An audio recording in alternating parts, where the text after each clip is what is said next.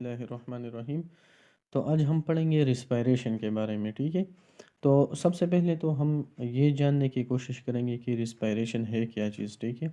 तो respiration is the mechanism the body uses to exchange gases between the atmosphere and the blood in the cells, ठीक है। Respiration हमारे पास वो तरीक़ाकार है जिसके ज़रिए हमारे पास बॉडी क्या करती है, गैसेस एक्सचेंज करती है। गैसेस एक्सचेंज जो है हमारे पास वो है कार्बन डाइऑक्साइड एंड ऑक्सीजन। वो बाहर इन्वायरमेंट जो है उससे ब्लड जो है हमारे पास ब्लड में जाती है, और ब्लड जो है वो सेल्स की तरफ लेके जाती है, और सेल्स में वो ऑक्सीजन जो है वो छोड़ते हैं और कार्बन डाइऑक्साइड लेके आते हैं लंग्स को, और लंग्स बाद में जो है वो बाहर इन्वायरमेंट को निकालता है, ठीक है। तो सबसे पहले हमारे पास जो गैसेस एक्सचेंज है between alveoli and pulmonary blood, ठीक है, तो इसको हम इंटरनल रिस्पायरेशन कहते हैं। और जो भी exchange between circulating blood in the cell of the body जो है इसको हम एक्सटर्नल रिस्पायरेशन कहते हैं, ठीक है। तो ये एक इजाफी पॉइंट था। वेंटिलेशन अब क्या है, ventilation the movement of gases between in and out of the lungs.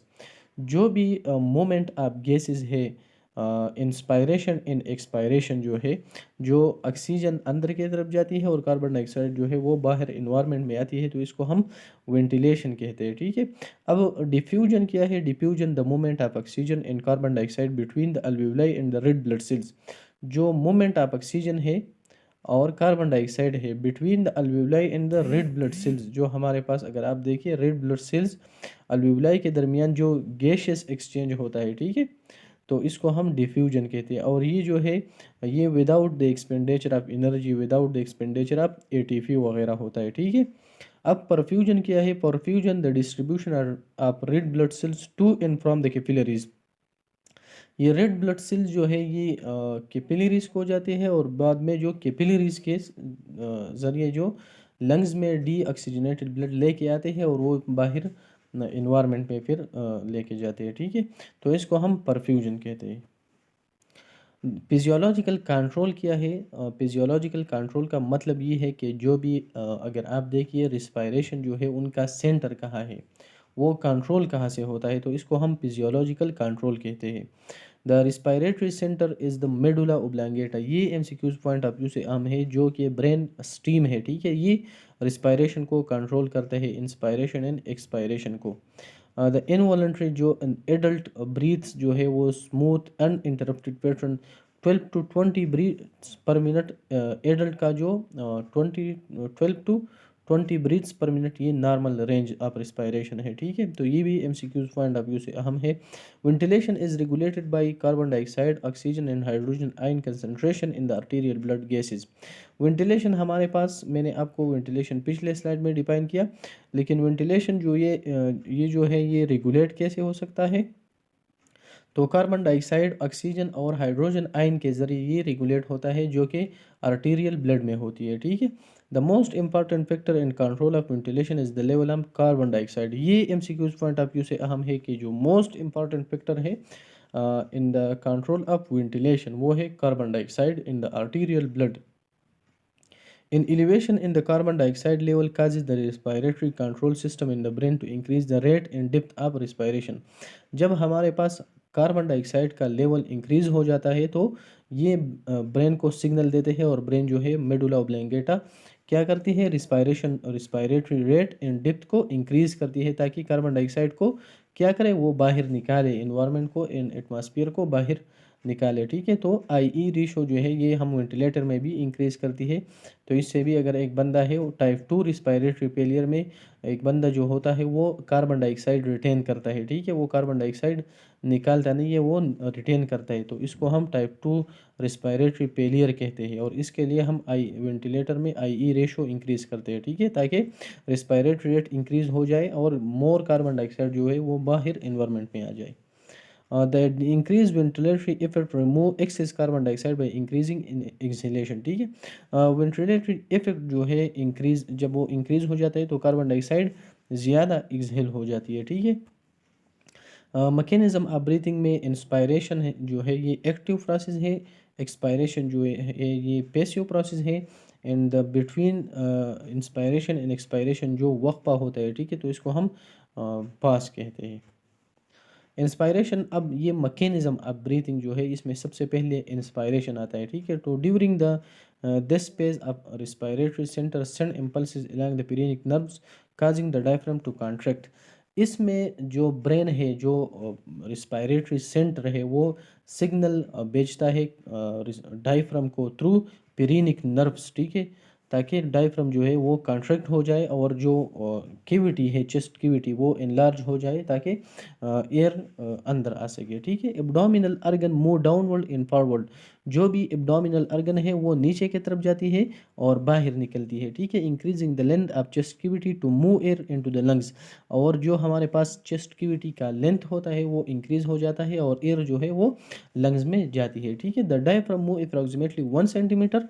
Diaphragm जो है ये 1 सेंटीमीटर मूव करती है कॉन्ट्रैक्ट, जब कॉन्ट्रैक्ट हो जाती है, ठीक है। In the ribs retract upward from the body mid line approximately 1.2 to 2.5 centimetre. और रिब्स जो है जो हमारे पास वो क्या करती है, वो अपवर्ड की तरफ आ जाती है 1.2 से 2.5 centimetre. During a normal relax breath a person inhale 500 ml of air. जब हमारे पास एक बंदा है और वो नॉर्मल ब्रीथिंग करता है तो वो पर ब्रीथ जो है वो 500 ml ऑफ एयर इनहेल करता है, और इस अमाउंट को हम क्या कहते हैं, टाइडल वॉल्यूम कहते हैं। In this amount is refer to as tidal volume, ठीक है। अब एक्सपायरेशन का मैकेनिज्म क्या है।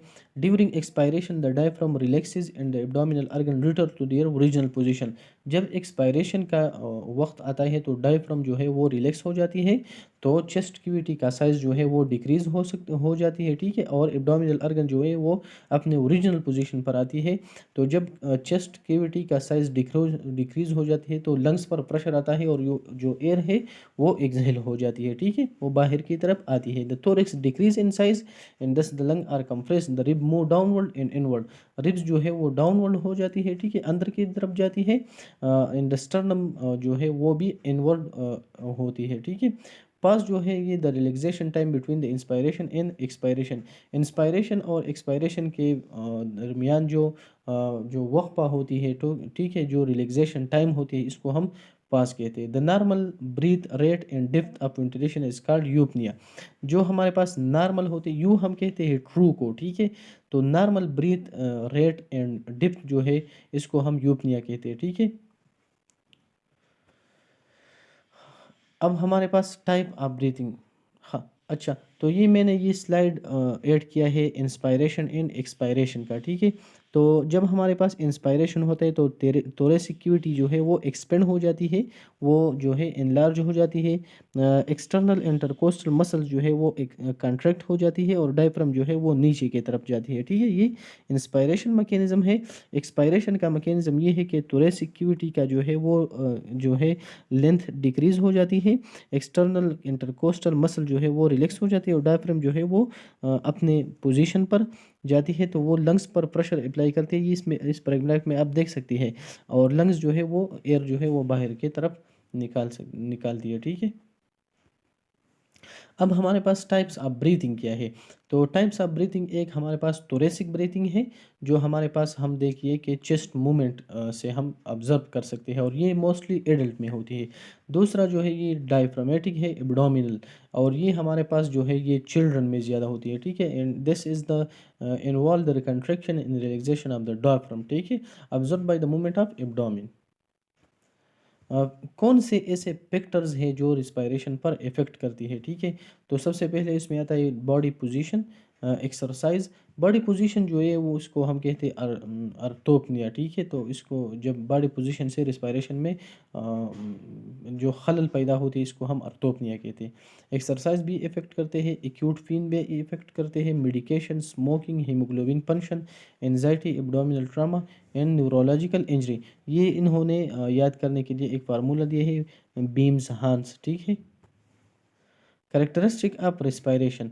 When the respiration rate is taken, several characteristics should be noted. अगर आप respiration चेक करना चाहते हैं या respiratory assessment करना चाहते हैं तो इसमें ये बातें जो है वो लाजिमी देखने होंगे, ठीक है। कि इसमें रेट क्या है रिस्पायरेशन का, जो मैंने बताया कि 12 to 20 जो है रिस्पायरेशन पर मिनट, ठीक है। रिदम क्या है, ठीक है, equal spacing between each rhythm, each breath जो है इसको हम रिदम कहते हैं। डिप्थ किया है, डीप ब्रीथिंग लेते हैं कि शैलो ब्रीथिंग। ब्रीथिंग लेते हैं, ठीक है, इसको हम डिप्थ कहते हैं। In quality or characteristic of breathing क्या है, ठीक है।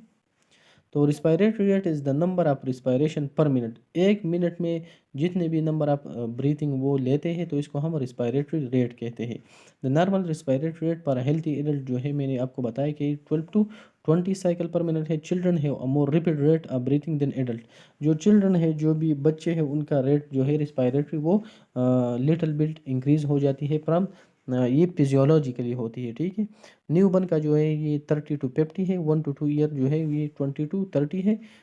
3 to 8 ईयर 18 to 26 है। 9 to 11 ईयर जो है ये 16 to 22 है। इन एडल्ट जो है ये 12 to 20 है। रिस्पायरेटरी रेट में सबसे पहला जो आता है टिकेपनिया, तो टिकेपनिया ये quick and increase in शालो breathing को हम क्या कहते हैं, जब हमारे पास 20 या 25 30 से इंक्रीज हो जाती है रिस्पायरेशन पर मिनट तो इसको हम टिकेपनिया कहते हैं। जब हमारे पास 12 से डिक्रीज हो जाती है तो इसको हम कहते हैं ब्रेडेपनिया। एबनॉर्मली स्लो ब्रीथिंग, ठीक है। और एपनिया जो है ये रिस्पायरेशन जो है या ब्रीथिंग जो है वो ये सीज हो जाती है, ये तर्क हो जाती है, ख़त्म हो जाती है, ठीक है, तो इसको हम एपनिया कहते हैं। रिस्पायरेटरी रिदम जो ये है ये it refer to regular and equal spacing of breath, जो regular and equal spacing between each breath होती है तो इसको हम रिस्पायरेटरी रिदम कहते हैं। In regular respiratory rhythm the cycle of inspiration and expiration है about the same rate and depth. Regular respiratory rhythm में इंस्पायरेशन और एक्सपायरेशन का जो टाइम है वो सेम होता है, ठीक है। With irregular breathing pattern, the depth and amount of air inhale and exhale and the rate of respiration per minute will vary। और जब हमारे पास इर्रेगुलर होती है तो इसमें रेट और डिप जो है ये भी वारी करती है, ठीक है, चेंज होती है। और जो रिस्पायरेटरी रेट है पर मिनट वो भी वारी करती है, वो भी चेंज होती है, ठीक है। Respiratory depth, the depth of respiration is the air volume of air that is inhaled and exhaled।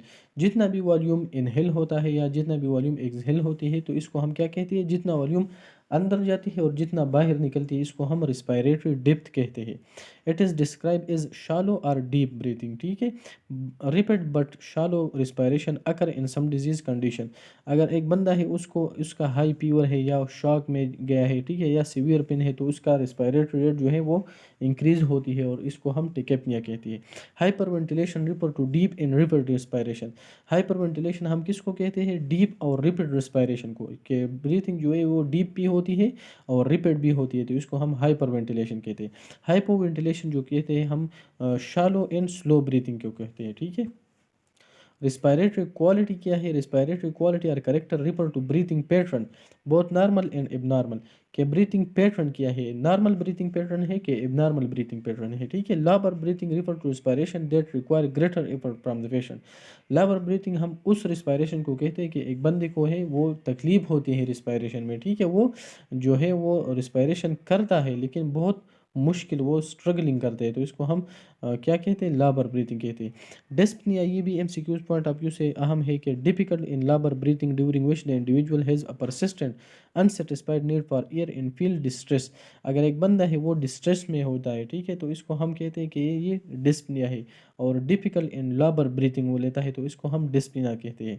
अर्थोपनिया मैंने आपको बताया जब एक बंदा है ability to breathe only in upright sitting या स्टैंडिंग पोजीशन, एक बंदा है वो सिर्फ अपराइट पोजीशन में या स्टैंडिंग पोजीशन में खड़े होकर वो ब्रीथिंग आसानी से लेता है, लेकिन अगर वो लेट हो जाता है तो उसको हम तो ब्रीथिंग में उसको डिफ़िकल्टी होती है और ये ज़्यादातर अस्थमा के पेशेंट में होती है। Breath sound normal respiration do not usually have any noticeable sound, breath sound जो है वो नॉर्मल रिस्पायरेशन का कोई साउंड नहीं है, ठीक है। How ever certain disease and illnesses can cause irregular respiratory sound, मुख्तलिफ़ किस्म के डिजीज़ जो है वो साउंड पैदा करती है, ठीक है, जैसे हमारे पास वीजेस है, क्रेकल्स वगैरह है, ठीक है। तो आज का हमारा लेक्चर कंप्लीट हुआ, थैंक यू।